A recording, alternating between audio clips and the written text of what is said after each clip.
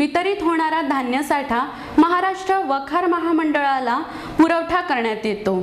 चंद्रपूर येथील वखार महामंडळाच्या माध्यमातून हा साठा जिल्हा अन्न व पुरवठा विभागाच्या अखत्यारीतील रेशन कार्ड दुकानदारांना पोहोचविण्यात येतो।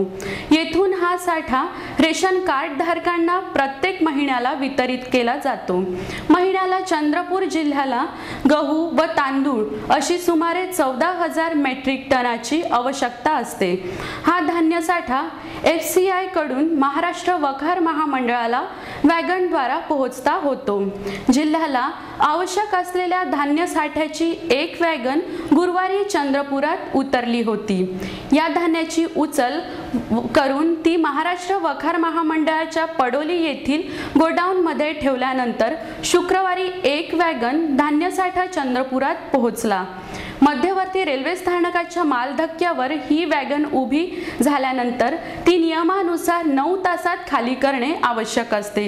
मात्र वखार महामंडळाच्या अधिकाऱ्यांनी हा धान्य साठा उचलून नेण्याकरिता आवश्यक असलेल्या ट्रकला द्यावयाचा कार्टिंग दराची सबब पुढे करून कमी ट्रक लावले। त्यामुळे पूर्ण साठ्याची उचल झाली नाही। मात्र नियमानुसार वॅगन रिकामी करायची असल्याने मोठ्या प्रमाणात मजूर लावून त्यांच्याकडून हा गहू साठा मालधक्क्यावरील मोकळ्या जागेवर ठेवण्यात आला। पावसाळ्याचे दिवस असल्याने व पाऊस येण्याची चिन्हे असतानाही वखार महामंडळाच्या अधिकाऱ्यांनी याकडे दुर्लक्ष करून गहू साठ्याच्या सुरक्षेच्या दृष्टीने उपाययोजना न करता हा सर्व साठा उघड्यावर थातूरमातूर ताडपत्रीच्या माध्यमातून ठेवला।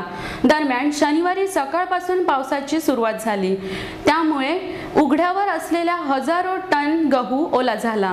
ही बाब जिल्हा प्रशासनाच्या लक्षात येताच त्यांची तारंबळ उडाली। याविषयी लाईव्ह चंद्रपूरशी बोलताना कामगारांनी अधिक माहिती दिली। तो फायदा है ना, हमारे को कॉन्ट्रैक्टर को भी फायदा, उनका ही नुकसान बचता, हमको भी सुविधा मिलती, सरकार का ही फायदा उसमें। ऐसे में तो सरकार का नुकसान है, इसमें तो गरीबों को अनाज भी नहीं मिलना है तुम्हारे को। ये अनाज उतरा हमारा 2 दिन से बारिश आ रही, इसमें हमारा नुकसान तो कोई नहीं, सरकार का। हम तो कोशिश कर रहे सरकार का नुकसान बचाने की।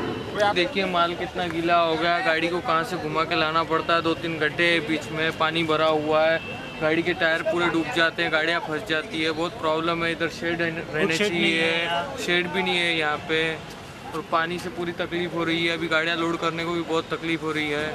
याकडे दुर्लक्ष करणाऱ्यांवर कारवाई करण्यात यावी अशी मागणी सतीश भिवगडे यांनी केली। हा रेल्वे वॅगनने आलेला माल इथे करोडो रुपयाचा माल आहे आणि हा इथे पावसामध्ये अक्षरशः सडून राहिलेला आहे। याला जिम्मेदार असलेल्या व्यक्तीस त्यांच्यावरती कारवाई केली पाहिजे अशी आमची मागणी आहे।